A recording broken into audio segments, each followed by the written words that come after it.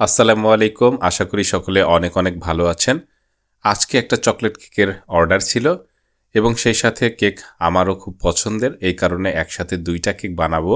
একটা heart shape এবং একটা স্কোয়ার শেপের কেকের জন্য আমি চকলেটের মিক্সটা তৈরি করে ওভেনের মধ্যে দিয়ে দিলাম এবং 30 মিনিট পরে আমার কেক বেক হয়ে গেছে। কেকটা নামিয়ে নিয়ে এভাবে স্লাইস করে কেটে নিয়েছি এবং এর ওপরে যে ক্রিমটা দেখতে পাচ্ছেন এই মুহূর্তে আমি দিচ্ছি। এইটার সাথে চকলেটের গানাশ মিক্স করে চকলেটি স্বাদের একটা ক্রিম তৈরি করেছি।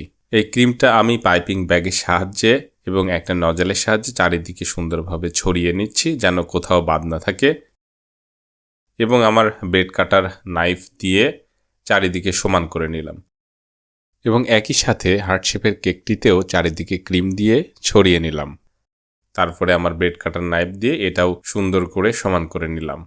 সমান হয়ে যাওয়ার পরে চকলেটের গানাশটা উপর দিয়ে এভাবে ছড়িয়ে দিয়ে দেব এবং চকলেটের গানাশ দেওয়া হয়ে গেলে এটাও ছড়িয়ে নিয়ে সমান করে দিতে হবে। এরপরে আমি আমার স্কোয়ার শেপের কেকটিতেও চকলেটের গানাশ এভাবে ছড়িয়ে নিলাম। আমি একটি নজলের সাহায্যে আজকে ডিজাইনটা করব। এটা হচ্ছে গোলাপ ফুলের একটি রেডিমেড ডিজাইনের নজল। এটা দিয়ে আসলে অনেক সুন্দর ডিজাইন করা যায়। চারপাশে ডিজাইনটা হয়ে গেলে আমি বর্ডারের কাজটাও এই নজেল দিয়েই সেরে নেব এবং আমার স্কোয়ার শেপের যে কেকটি আছে এইটাও কিন্তু এই সেম নজেল দিয়েই আমি সেম ডিজাইনটাই করব।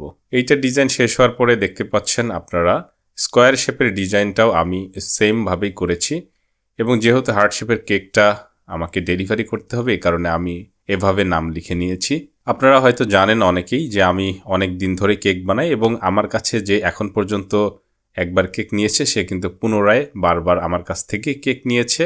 আপনিও চাইলে একবার ট্রাই করে দেখতে পারেন। আর কেকের ডিজাইনটা কেমন হয়েছে কমেন্টে জানিয়ে দিতে ভুলবেন না। ভালো থাকবেন, দেখা হবে পরবর্তী কোনো ভিডিওতে।